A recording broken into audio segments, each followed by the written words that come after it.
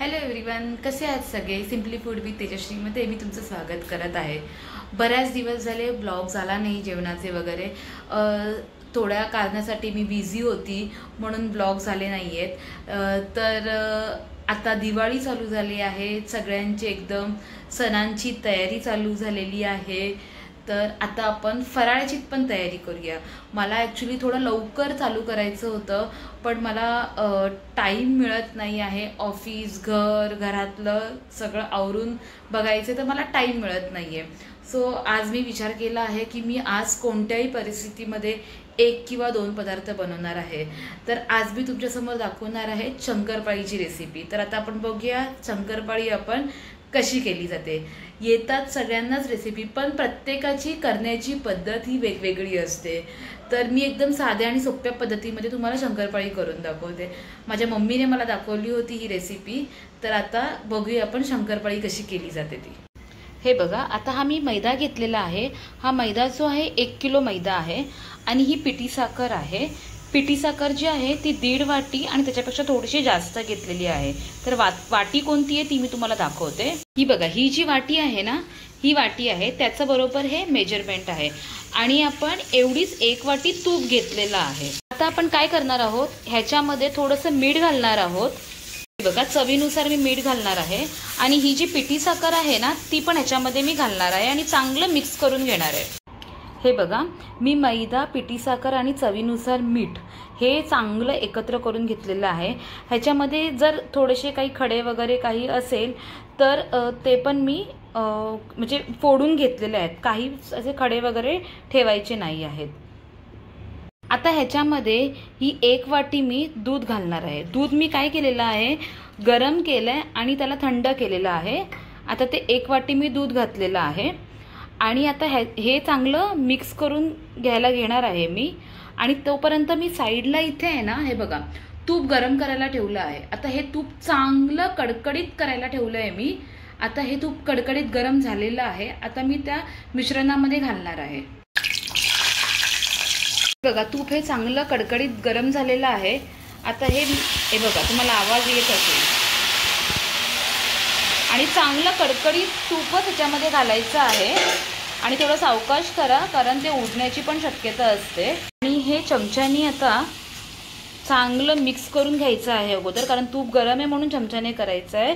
ते पिठामध्ये घातल्यावरती ते थंड होणार आहे.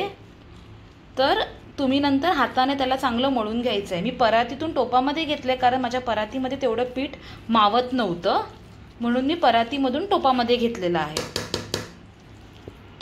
आता हे जे पीठ आहे ते सगळं एकजीव करून मी तुम्हाला दाखवते. हे बघा, अशा पद्धतीने माझं पीठ चांगलं मळून झालेलं आहे. ते मी 2 भागांमध्ये मळलं आहे, कारण ते एका ह्याच्यामध्ये मळून व्यवस्थित होत नव्हतं म्हणून.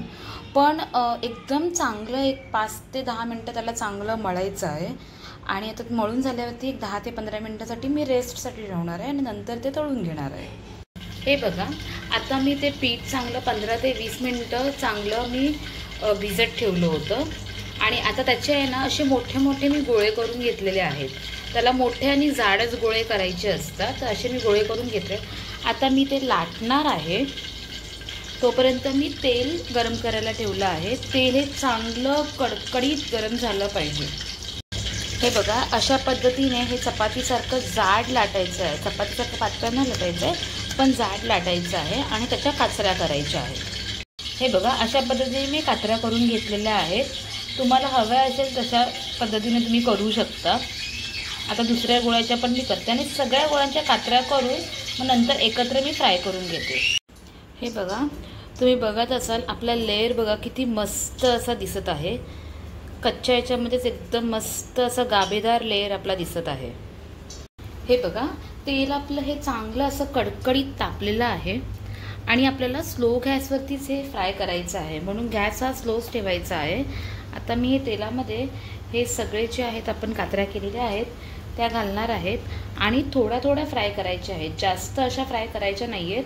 जास्त जर फ्राय केल्या तर त्या फ्राय बरोबर होणार नाहीत आणि कच्च्या राहणार, म्हणून थोड्या करायच्या आहेत. आणि मेन म्हणजे स्लो गॅसवरती करायचं आहे. थोडंसं पेशन्स ठेवायचं आहे, म्हणजे ते फास्ट गॅसवरती केलं आणि तुम्ही जास्त जर घातले तर ते कच्चे राहणार आहेत आणि चांगले होणारसुद्धा नाही आहेत. हे बघा, तेलामध्ये घातल्यानंतर मी 2 ते 3 मिनटाने फक्त थोडंसं हलवून घेतलं आहे. लगेच हलवायचं नाही आहे, 2 ते 3 मिनटानंतर हलवायचं आहे आणि थोडंसं एकदाच हलवून घ्यायचं आहे ते. हे बघा, अशा पद्धतीने आपल्या या शंकरपाळ्या ज्या आहेत त्या फ्राय करून झालेल्या आहेत. मस्त आणि अशा खुसखुशीत झालेल्या आहेत. तुम्ही लेयर पण बघू शकाल. हे बघा, हे बघा, ह्याची जाडी पण बघा किती मस्त आलेली आहे आणि मस्त अशा खुसखुशीत झालेल्या आहेत. तर तुम्ही अशा पद्धतीने नक्की शंकरपाळ्या ट्राय करा.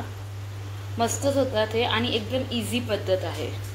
तर अशाच पद्धतीने आपण नवीन रेसिपीसाठी पुन्हा एकदा भेटूया. आजच्या शंकरपाळ्याची रेसिपी तुम्हाला कशी वाटली नक्की कमेंट करून सांगा. Till then take care, bye.